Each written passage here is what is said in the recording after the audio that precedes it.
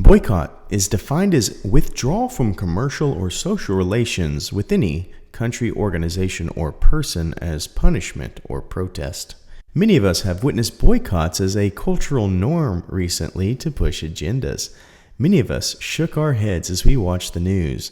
Boycotts at times can be effective, but sometimes can be overshadowed. As often, boycotts only seem to have lasting effects if the intentions are derived from grassroots without political or commercial influence.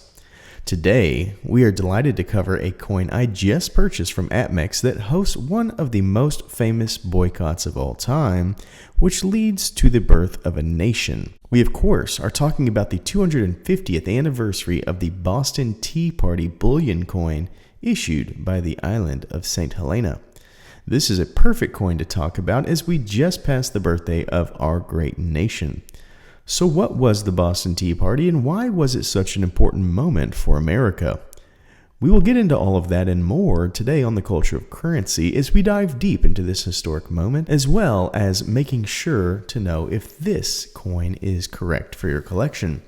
The Boston Tea Party was, in effect, the reaction to many things, but in order to keep this video short, we shall give you a macro look into the issues, but it comes down to a thing we all despise: taxes. Yes, taxes lead to the founding of America. In 1766, the Townshend Act was signed into law which applied to the colonies. This dramatically taxed the colonies for goods like paper, lead, china, and of course, tea, which was all the rage.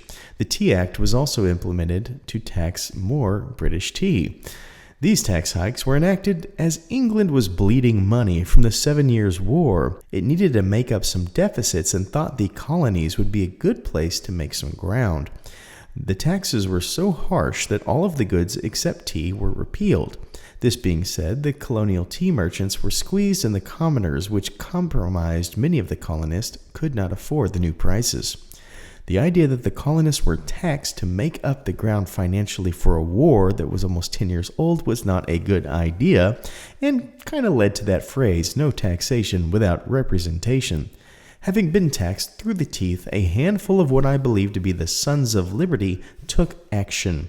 They boarded the tea boats, some dressed like Native Americans, and dumped the crates of tea into the Boston harbor as an act of defiance. There was then a social movement to boycott many of the goods, which did not make England very happy, as one might assume.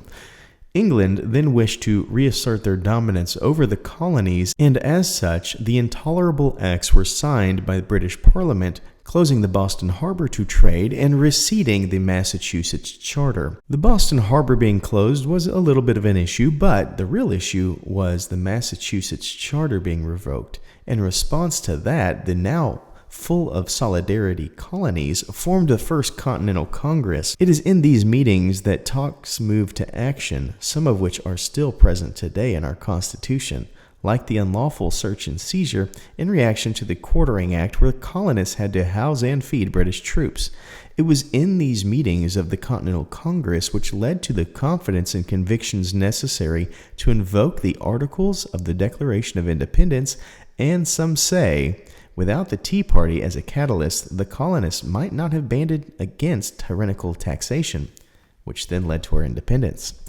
Now that you know a little bit about this amazing history played out before you, let's put it on our 60-point scale to see if you should boycott this coin or welcome it into your collection. When we look at the obverse, we are met with His Majesty King Charles in a depiction I quite like. I'm really drawn to the muted geometric lines of the background in juxtaposition of the more defined bust of Charles in the foreground. The legend adds a touch of class with the texture added by the ring of small circles. The font is really well chosen, and I think it's a well done obverse, which has come to be tradition of late of St. Helena. I scored an 8. When we move to the reverse, we have a scene playing out of the night our tea party commenced. Here we have a colonial man holding a lantern. I love the way he's placed on top of the legend, making it feel like we're looking into a live scene. In the background, we see the harbor waters leading the eye to a merchant vessel where the target of the party lay waiting to bathe in the salty deep. This is a most beautiful scene and invokes so many feelings of Americana. What I also love is in the legend, yes, you have the invocation of theme in the Boston Tea Party and date, but we also see a historic stamp.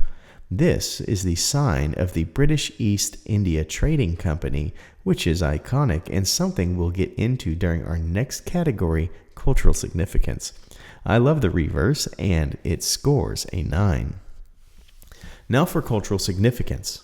I must admit, I thought this coin stood on shaky ground culturally at first glance.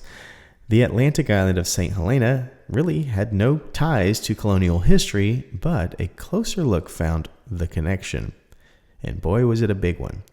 Remember that East India Trading Company stamp? I have seen that on some of my other coins from St. Helena and thought not much of it, but the British East India Trading Company has actually been revitalized and is a merchant of English luxuries. Not only is it a London company, this trading company, which you see on their website, creates bullion coins and is none other than the same East India Trading Company that brought the tea that was thrown into the harbor those many years ago. This coin was actually made in conjunction with the Boston Tea Party Museum. So, on the same coin, we have an obverse featuring an English monarch. On the back of the coin, we have the rebuttal of goods leading to a revolution from an English monarch, minted in conjunction with the company that actually transported the tea that was dumped into the depths of the harbor those years ago. What an emotional roller coaster. At first glance, I would have scored this coin very low for cultural significance, and now I find myself in a place where I cannot deny a perfect 10. St. Helena has always been a post of the East India Trading Company, and this coin has reminded me of that. Our next area is mintage, and this is kind of a letdown. This is the 250th anniversary coin, and as such, I hoped it would have a capped mintage, but as of now, I have no record of how many were minted. This being said, I must score it a neutral 5. Hopefully, one day we'll know that this is a coin with lower mintage and it will score high, but we do not have that information now. We now move to collectability. I thought this coin was cool and ordered it upon the eve of the 4th of July. Now that I know the cultural significance, I'm absolutely in love with it. To have a coin from the East India Trading Company is cool by itself. To have the East India Trading Company strike a coin that has relevance and was involved in the historic events is mind-blowing. I have to be objective though. This is a very popular theme in the States, but not sure about worldwide. It is beautiful, but we do not have a mintage on it, so I therefore must score it a 7.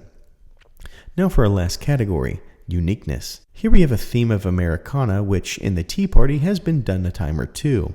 That in itself is not necessarily unique. The uniqueness comes from the idea that the East India Trading Company being involved with this coin as a direct partnership with the Boston Tea Party Museum. That is unique. This coin is especially unique as it is a 250th anniversary coin, which means it'll be the only year to host this particular scene. I scored a 10, which brings us to our final thoughts and score. This amazing coin declares its independence at a 49 out of 60, which is a little bit bonkers seeing as it scored a 5 for mintage. If we get mintage numbers one day that are even as high as 99,000, this coin will be elite. It is one of the coolest coins I have now that I see the historical connections, and is a coin that I advise all collectors look at. I went from having a coin I was interested in to having a coin that I love. This is the amazing thing about collecting. The more we dive down, the more conviction we have about our lovely coins. Thank you so much for watching, and please remember, as always, to stay classy and current with the culture of currency.